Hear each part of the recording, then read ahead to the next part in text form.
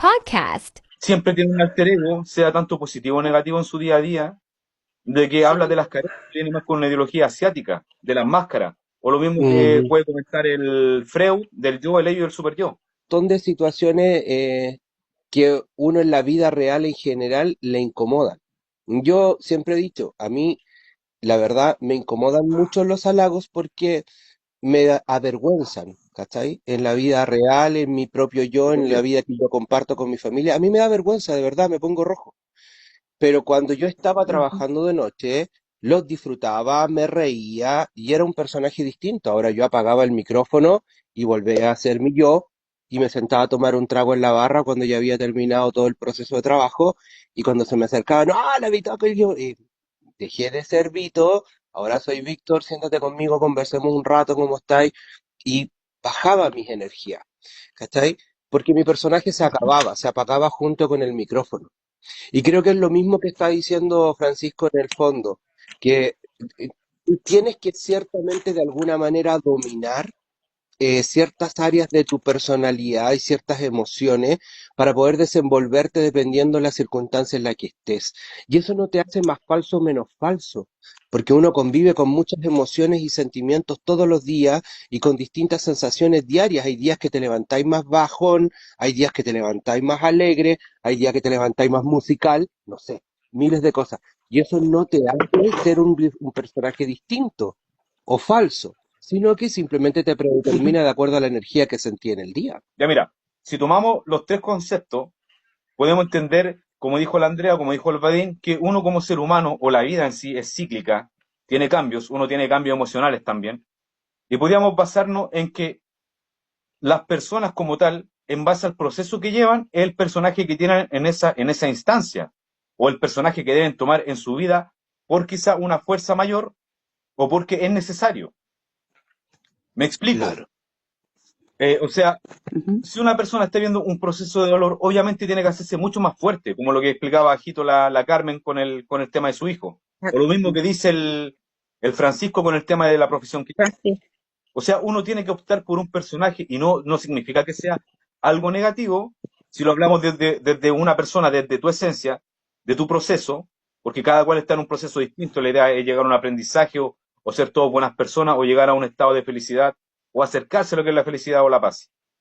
En tanto, lo que dice la Cata es cuando ya no llevamos más lo introspectivo o el ser de la persona y lo llevamos a un tema de que es el ego, o quizás podríamos hablar de una especie de narcisismo, ¿cachai?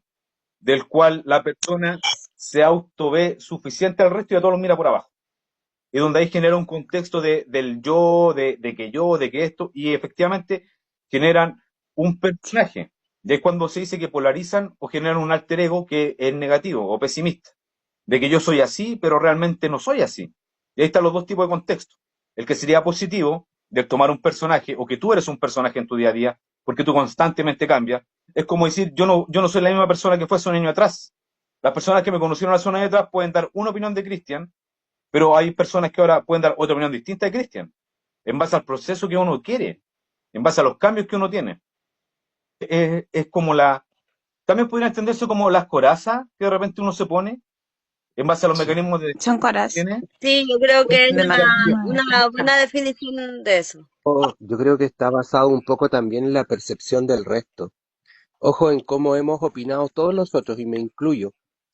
Eh, Porque primero yo cambiaría un poco el lenguaje y no hablaría del personaje, sino que hablaría de la actitud del día.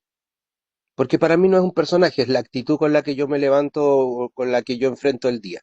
Y por otro lado, creo que tiene que ver un poco también con cómo el resto me percibe. Y ahí sí, yo creo que la conversación se vuelve aún más interesante porque generalmente nosotros pretendemos o creemos que proyectamos una imagen y el resto nos percibe de una manera diferente a la que nosotros creemos que estamos proyectando. Y cuando te empiezan a decir, oye, yo te conocí y tú eres aquí, tú eres acá, y te empiezan a hablar de ti, y tú dices, pero yo esas son cualidades o condiciones que no creo que estoy proyectando. Y te das cuenta que el resto te percibe de una manera distinta porque te percibe en base a su propia actitud de vida en el momento en el que tú estás conversando con él.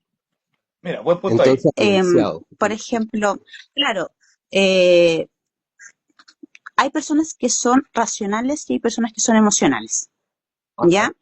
Las personas racionales, por lo general, como dices tú, es lo que yo quiero proyectar. Por ende, ellos piensan para actuar con lo que tú quieres proyectar como persona, ¿ya? Y hay personas que son emocionales que no piensan, y eso es así en la quebrada del ají, porque está estadística y por algo hay un tema mental de eso. Hay personas que hacen situaciones, ejemplo, la cagan, la recagan, la recontracagan y después la pienso. Y es ahí donde quizás a lo mejor hay personas que sí, yo lo voy a poner en el ámbito de la mujer, o tienen los ovarios bien puestos para decir, lo siento, disculpa, Babi, me equivoqué, o no lo tienen bien puesto y se hace como la que no ha pasado nada. De lo que es la validación, de esperar la validación del resto, y efectivamente lo que dice el Badín, uno asocia o ve a otras personas en base a lo que uno representa, en base a su proyección de lo que uno es. Porque poner un pequeño ejemplo como lo que decía el Badín, si yo soy una persona que tiene mucha envidia, o soy una persona que siempre anda con cosas negativas, obviamente no voy a poder ver algo positivo en otra persona porque es lo que yo proyecto. Y en base a lo que yo proyecto lo veo reflejado en todos. Y eso es problema de mí, no problema de las otras personas, lo que pueda representar la otra persona.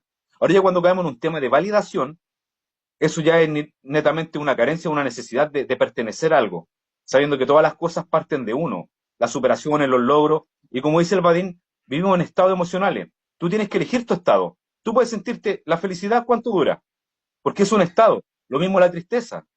Es como el cliché de un meme que aparece por ahí. Juan, si te cuentan 3 veces el mismo chiste, no te vayas a reír de la misma manera.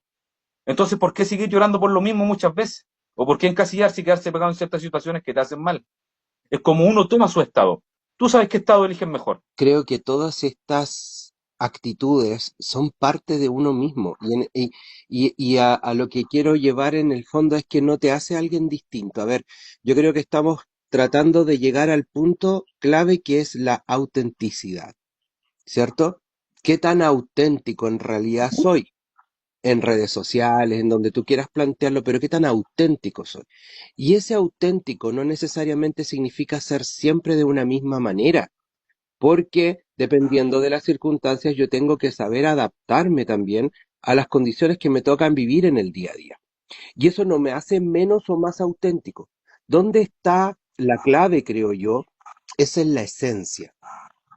Cuando tu esencia es distinta. Por ejemplo, yo aquí, ustedes me escuchan hablar y soy como súper elocuente para conversar y en el lenguaje, a mí me gusta el lenguaje. Y en mi vida cotidiana soy igual.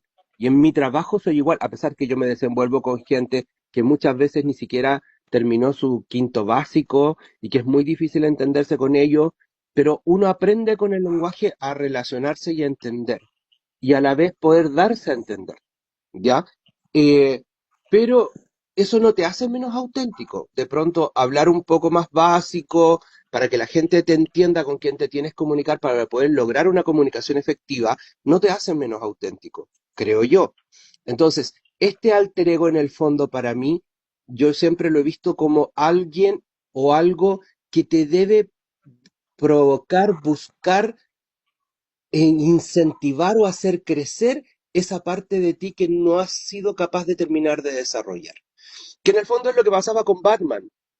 Era lo mismo, ¿cierto? Que era súper tímido en la vida real y todo lo demás, pero él se ponía su traje y era un hombre justiciero, violento, ¿cachai? Y todo lo que tú queráis, como queráis definirlo, depende porque Batman para muchos tiene más de una sola cara, el personaje como tal. Entonces es como lo mismo, en el fondo no le podíais reclamar que el buen era poco auténtico, no, era una parte de él que él tenía dentro interna que quería desarrollar, pero que en su vida real, por su trabajo, por su forma de ser, lo que tú quieras, no era capaz de expresar sin una máscara puesta. En el fondo eso le daba la seguridad para poder ser lo que él quería realmente ser. Y creo que ese alter ego en el fondo también puede llegar a ese punto, que no deja de ser auténtico, que en el fondo es parte de ti y aprender a convivir con él de manera sana puede ser muy positivo y te puede ayudar en muchas cosas. El problema está cuando, por ejemplo, entre comillas lo que decíamos antes, te come el personaje